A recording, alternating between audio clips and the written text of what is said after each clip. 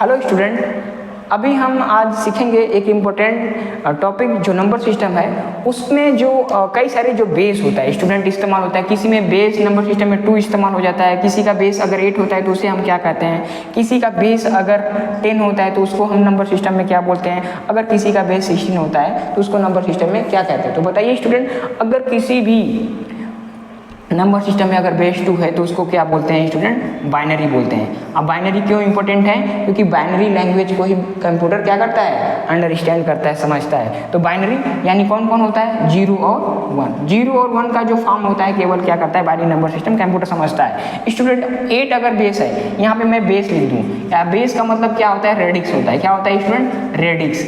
तो ये सेम है स्टूडेंट। अगर बेस 2 रहेगा तो बाइनरी बोला जाएगा, जिसमें 0 1 पॉसिबल मान 0 1 हो सकता है। अगर जिसका बेस 2 8 होगा तो 8 का मतलब क्या होता है, ऑक्टल है। क्या है, ऑक्टल नंबर सिस्टम है। ऑक्टल नंबर सिस्टम में कौन कौन से डिजिट इस्तेमाल होते हैं स्टूडेंट, या तो 0, या तो 1, या तो 2, 3, 4, 5, 6 और 7। क्या 8 आएगा क्या इसमें, 8 आएगा क्या, 8 स्टूडेंट नहीं आएगा। 8 क्या है, जो रेडिक्स 8 है इससे क्या होना चाहिए, लेस ही होना चाहिए। तो ये सारा का सारा आपका इसके डिजिट्स हो गए। अगर डेसिमल नंबर सिस्टम है, ये क्या है स्टूडेंट, डेसिमल है। क्या है, डेसिमल। डेसिमल में टोटल नंबर ऑफ जो डिजिट होता है क्या होता है, 10 होता है। आपको पता है स्टूडेंट, 0 1 2 3 कहाँ तक जाएगा स्टूडेंट, 9 तक।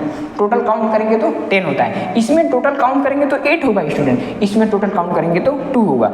अच्छा सर, हेक्साडेसिमल में जाते हैं। हेक्साडेसिमल जिसका बेस जो है 16 होता है उसको हम बोलते हैं हेक्साडेसिमल। क्या बोलते हैं स्टूडेंट, हेक्साडेसिमल नंबर सिस्टम। तो हेक्साडेसिमल नंबर सिस्टम में सर कौन कौन से डिजिट इस्तेमाल होते हैं, तो याद रखना है कि 0 1 2 3 कहाँ तक जाएगा स्टूडेंट, ये 9 तक जाएगा। लेकिन जैसे ही 10 आएगा उसको हम ए कर देंगे। 11 को क्या बोलेंगे, बी बोलेंगे।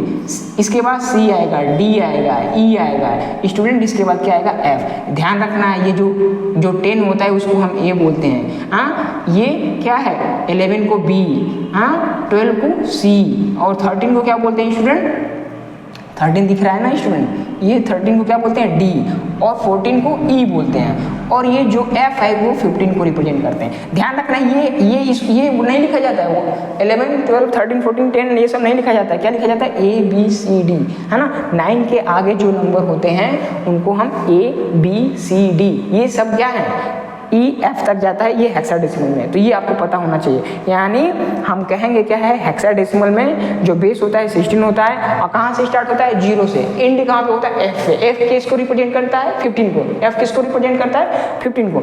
याद रखना है। तो अब इतनी बात समझ में आ गई। इसके आगे हम जो भी चीज़ें आएगी ये शॉर्ट वीडियो में ही 1 by 1 इन्फॉर्मेशन बेहतरीन तरीके से देते रहेंगे, और क्वेश्चन भी पूछेंगे स्टूडेंट। तो आपको ये चीज़ें समझ में आया कि नहीं आया, बताओ आगे स्टूडेंट। अभी हम नेक्स्ट वीडियो और भी शॉर्ट बनाएंगे। धन्यवाद।